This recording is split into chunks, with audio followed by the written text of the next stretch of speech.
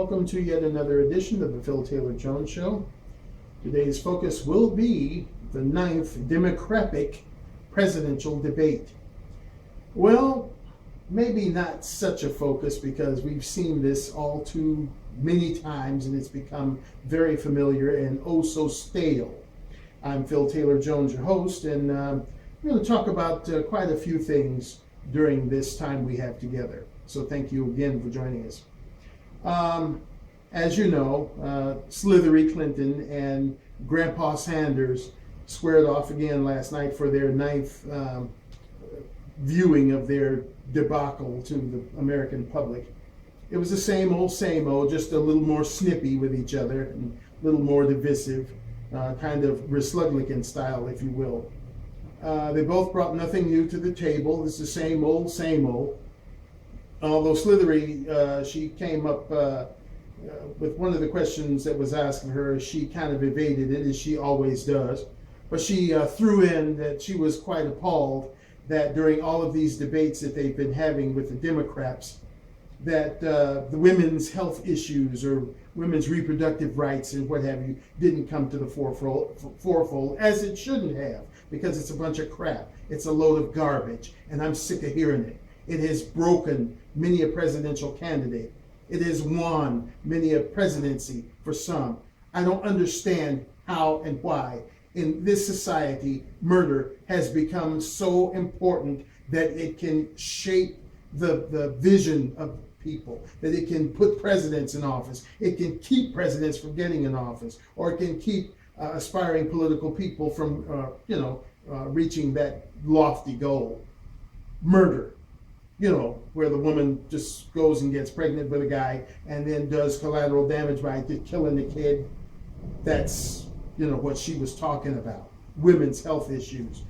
That's not women's health. It's just you went out there and you had sex, because that's also important. It's at the forefront of everything, that if you have sex, it determines what kind of a man you are. It determines what kind of a woman you are. And if you're a woman, you get stiff big, then you correct your mistake. You go kill the kid. And that's so darn important. The Supreme Court, passed this law and is still amending it to make sure that it stays legal.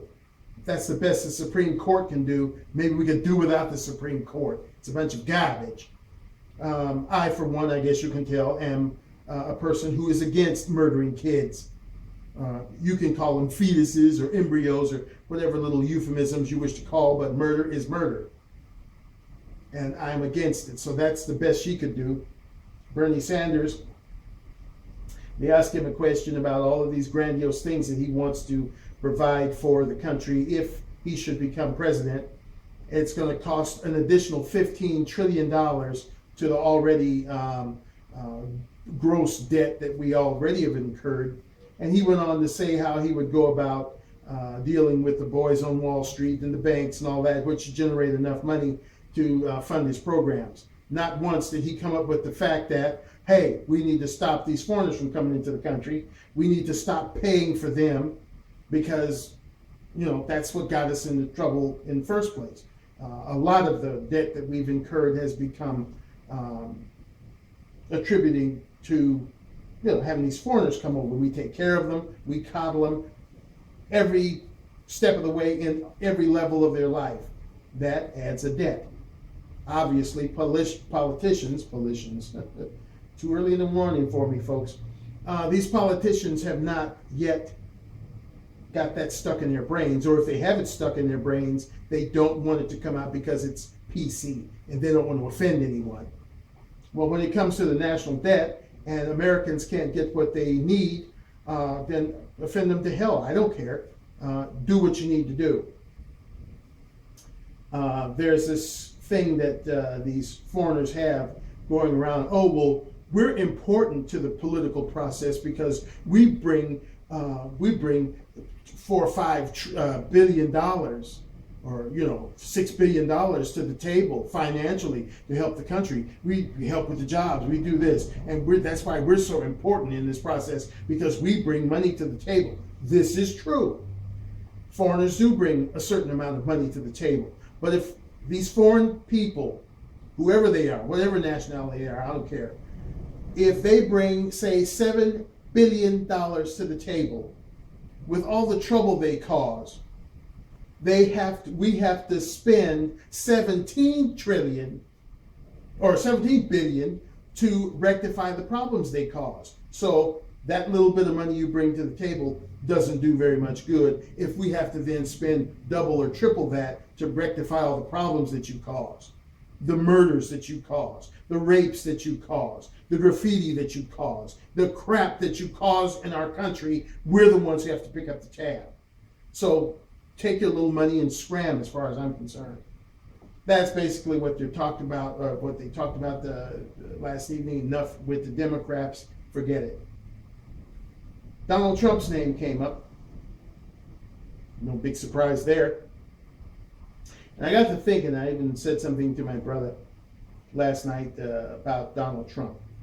There's still this furor going on between Democrats and Republicans who seemingly by action have become one.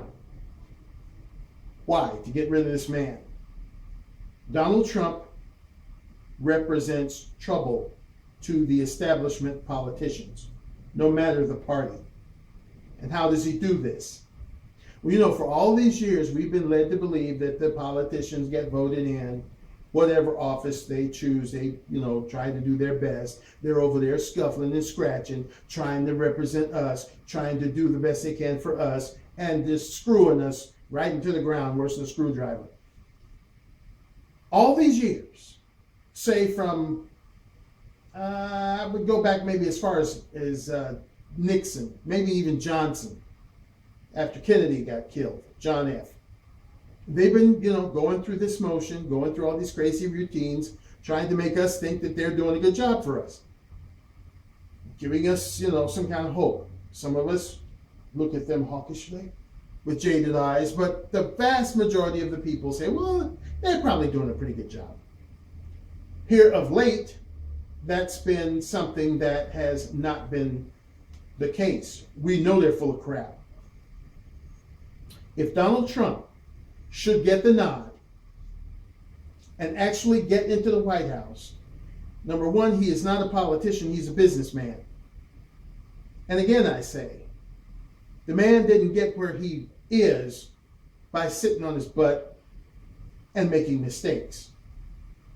Yes, he made a few mistakes, but what is that old adage? We learn from our mistakes. Obviously, he learned what works and what doesn't. You gotta try things, even if they fail. But when they fail, you take that failure and turn it into a success by making sure that you don't fail again. Obviously, he can do that. So, here's the scenario. This businessman goes to Washington, occupies the White House, and things start happening for the good.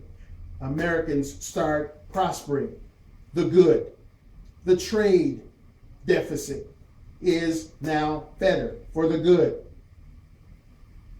All the things he said he was going to do get done. The wall gets built. There's this now satisfaction, shall we say, going on with immigration. I'd like to see it grind to a screeching halt. No more immigrants in the country. We've got enough. But if he can slow it down, it's happening. All the good things that he said were happening, that he would do, he's doing, and it's happening. Now the old, establishment boys are scared, and girls too, are scared, because now they know that the American people know that all this time you've been fooling us. All this time you've had us believe that you're working for us when you've done nothing but go to Washington, sit on your fat butts, and collect big paychecks for doing bloody nothing. And you had us believing you were doing the best you could. And this businessman, who doesn't really give a damn about politics, businessman goes to Washington and he starts making things happen. That's what they're afraid of. They're scared to death of that. They're scared to death that he's going to show them up to the American people. And I, for one, believe he can do it. They want to get rid of him. They want to bring some Soros guy in to throw money into the pot to get rid of him. They don't want him there. And there's a reason why they don't want him there. Because he will be successful and they won't be. Rafael Cruz, dirtbag. John Kasich, dirtbag. Slithery Clinton, dirtbag. Big time dirtbag. Where's the moral fiber of this country that you would accept a crook, a known crook, as your president? The world is laughing because they know that if the United States people go for that, they must be as dumb as a box of rocks, the stupidest something on the planet, to go for a known crook. The woman is so crooked she can't even walk straight. Bernie Sanders, pitiful old soul. Yeah, he's speaking the language kind of like Trump, but he kind of flubs it when he stands in the shadow of "Oh Bastard." Who would want to stand in the shadow of a scuzz bucket like that? Well, I'm going to tell you, Mrs. Oh Bastard better be careful because, oh boy, does Slithery ever kiss up Mr. Oh Bastard. I mean, last night it was just obvious. Under President Oh Bastard, and I was there for President Oh Bastard. If I had $1,000 for every time she mentioned President Oh Bastard, I could probably buy myself a Cadillac CTS-V. Cash and drive. Hand him the cash and drive it out of there. I mean, it's ludicrous how these people have messed up the country so much so that, as they say, they're the ones who created Donald Trump.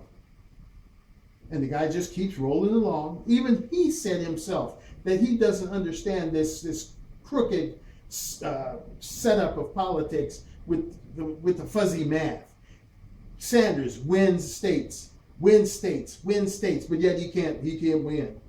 If you're winning states and winning states and winning states and getting the delegates you need, then what's the holdup? Crooked, fuzzy politicians, or should I say crooked politicians with their fuzzy math. So, it would be my best guesstimate to keep supporting the Trump man and get him in there. Don't be fooled by these idiots with their rhetoric saying that he's not doing well in the polls, or that his crowds are not showing up anymore, or that his crowds are violent. It's a sad dog won't hold up his own tail. And if these agitators are going to Trump rallies or Trump events with the sole purpose of disruption and making him look like a violent person, ignore that because it's a setup. It's too neat. Use your brains. If you don't like something, why would you go to a venue where it is unless you had some devious purpose in mind? That's what these people are doing. They're being paid by Soros and all of these other muckety-mucks that want to see the Trump man fail. I want to see him get in there. I mean, there's so much crap that's going on regarding him. I'm not going to go into it. All I'm going to say is, beware. If you're a Trump supporter, then support the man. Support the man to high hell. Pretty soon there will be an election here in California. I would urge voters to get their stuff together now. The election is in June 7th, I believe. But check your listings. You got to be you got to be registered by May the 23rd or 24th, I believe it is. You got to be registered. And this is one of those states where it's going to be an either or. You just can't register and then step up to the plate and say, I'm going to vote for Trump. You got to register Republican or Republican. Got to make it right on the money.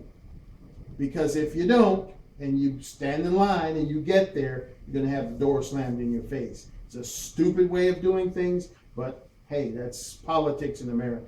Dumb as a box of rocks. Make sure you have your stuff tight.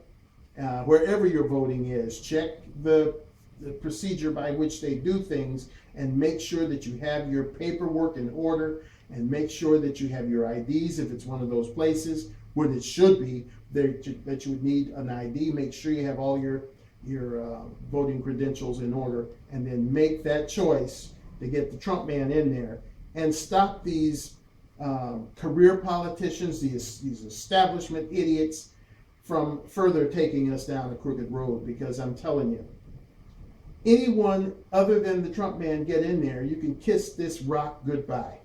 It's already teetering. And one of them, any one of them, whether it be Rusluglikin, Kasich, or Cruz, or Sanders, or Clinton, right over the side it goes. And my God, what a horrible scenario that would be. So think about it very carefully. Use your head, follow your gut. The Trump man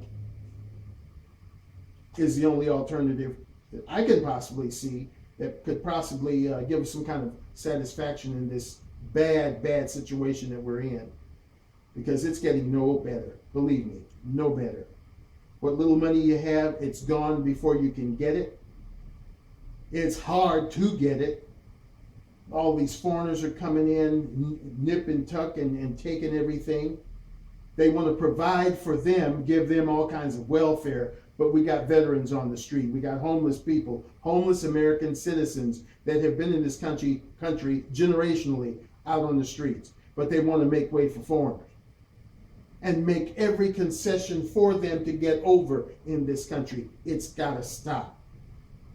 Donald Trump, I think, is the guy that will make it happen. So stick to your guns, follow your gut, stay resolute, vote for the Trump man.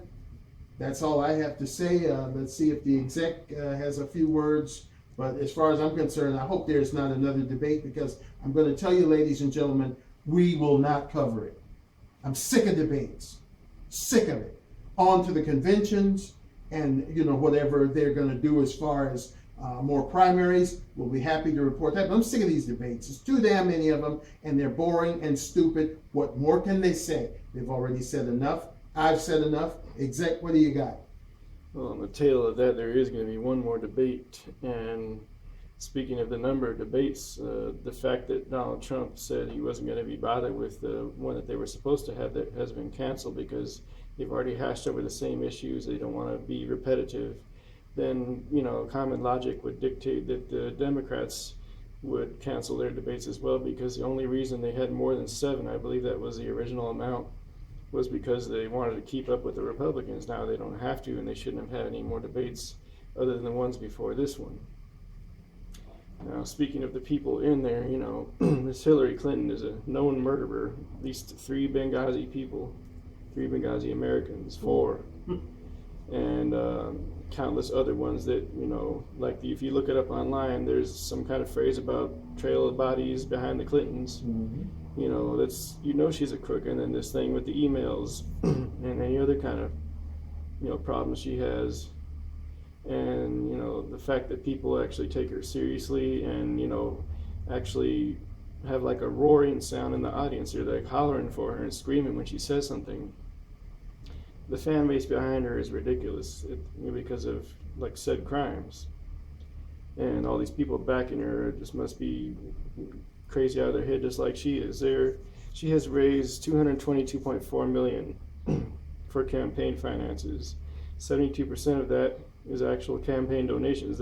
That's how scary it is that many people are helping her. Mm-hmm. You minus that 72% off of the entire 222.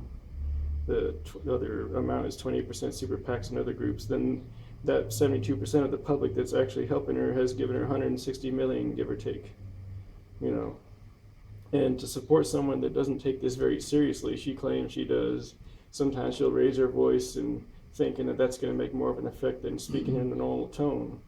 But she'll, throughout a lot of the debates, and this one included, she would, smile like it's funny or something, or like it's cute what she said, and then she would actually laugh out loud, LOL, at many things. And if you're going to take something like this not seriously, then how does that show what kind of president you'll be later if you're going to laugh and smile at everything? It's not a joke. It's people's livelihoods are hanging in the balance here, And that's what's totally ridiculous about it. Like you said, she's the doomsday device. If she ever gets in there, it's going to be crazy. And As far as Bernie Sanders goes, he's like you said, he's too much in favor of Obama. Both of them are, and he needs to be a little more vocal when he wants to interrupt. He keeps putting his thumb and his index finger together. Keeps raising his hand over and over and over again, kind of looking like a fool, in my opinion. If you don't think he looks that way, that's on you. But he looks kind of goofy. Keep putting his hand up there and keep putting his hand up in the air, trying to get their attention. One time, not like you're in class. One time, he even shrugged, kind of looked angry and shrugged up his hands in the air. So like, what's going on? I'm supposed to talk or something like that. And I noticed when Bernie Sanders finally got an uproar of sound from the audience, Hillary was dogmatic, trying to raise her voice and interrupt him over and over and over again, and he kept over talking her and stuff. I noticed that she didn't like that. She had to reply to what was said, this is true, but she didn't seem to do that when he wasn't getting any applause. So what we have going for us with the Democrats isn't very good to look at. True. And they never haven't helped the country at all. Look what we got right now. And this Trump man, if he's going to do what he says he's going to do, I agree with you wholeheartedly. But Hillary Clinton is a no-go. And another thing, speaking of no-go for her, she had this thing about the bank. She claimed she was supposedly against them being criminals and everything. She had a phrase, no executive too big for jail. Well, she's no longer a secretary right now, but they still call her that. She hadn't been a secretary since 2013, I believe. Mm-hmm. I think she needs to eat her own words and change that around. No secretary too big for jail. She needs to be in jail for all these crimes against Americans. And I think I ran out of stuff to say, so back to the star. Well, you did make me mindful of something that I wanted to bring up about Sanders. They asked him a question regarding his independence, running as an independent, and he just skirted around that issue. He didn't tell the truth. He is running as an independent on the Democratic ticket. Why? Because in this country that's supposed to be so democratic, the independent candidates are unseen. I looked up online. There's about 23 of them. Some of them have since dropped out, so I guess there's really about 8 or 9, maybe 10 of them still going strong, but we never hear of them. Why? Because they don't have a space. They don't have a platform. And that's why Bernie Sanders had to go with the Democrats, because he knew that if he ran as an independent, he would never see the light of day. And that is wrong. Mm-hmm. We have a choice other than Democrats or Republicans. There are several independent organizations, political organizations, that have candidates. One of them is the Green Party. And it's a shame that we never see them. And they are out there scuffling, trying to get their message across. And the American people are not hearing it. They're not seeing it. It is wrong on all levels. There should be the Republicans, there should be the Democrats, and right in the middle there somewhere, there should be room for the independent presidential debates. And when they get to the main stage, the Democrats should have a convention, the Republicans a convention, and the independents a convention. That way the people are informed. How dare these bastards treat us like we're some secondhand kid somewhere. They have to understand that it is we the people that make this happen, not some crooked politicians or their political affiliations or the news media or whatever. It is we the people, and we need to start standing up against these idiots. They had something going on in Washington. I was looking at telly on the other day where I know 4 of them were arrested. But the little march on Washington, I think from Philadelphia or Pennsylvania, somewhere over there, it was weak in numbers. The people were so low budget, the guy was actually hollering like this. I said, bro, where's your bullhorn? I mean, there's no budget. The people over there in France are raising hell to the tune of 100,000 strong and more.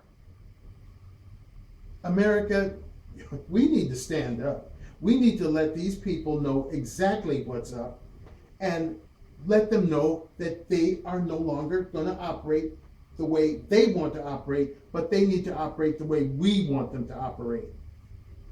And until we get up there and show them the power that we have, it's going to always be that way. So yeah, again, I say, vote for the Trump man, stand behind the Trump man, stand with the Trump man, so that we can send a message to these idiots, these idiot politicians, and these idiot supporters and